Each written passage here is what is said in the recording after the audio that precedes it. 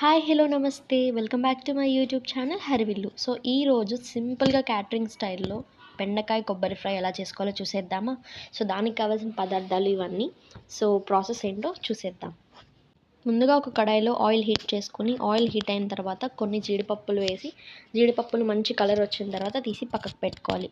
అలాగే అదే ప్యాన్లో కొంచెం పల్లీలు కూడా వేసుకుని ఫ్రై చేసుకుని మంచి కలర్ వచ్చాక పక్కకు పెట్టుకోవాలి. అదే కడాయిలో కట్ చేసి పెట్టుకున్న బెండకాయ ముక్కలు కూడా వేసుకుని కంప్లీట్గా బెండకాయ ముక్కలు వేగేలాగా వీడియోలో చూపిస్తున్నట్టుగా ఫ్రై చేసుకోవాలి.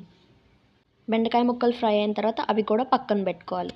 ఇప్పుడు మసాలా కోసం ఒక మిక్సీ జార్లో ఒక 4-5 ఎండుమిర్చి, కొంచెం జీలకర్ర, అలాగే వెల్లుల్లి వేసుకుని మిక్సీ పట్టుకుని పౌడర్ సిద్ధం చేసుకోవాలి.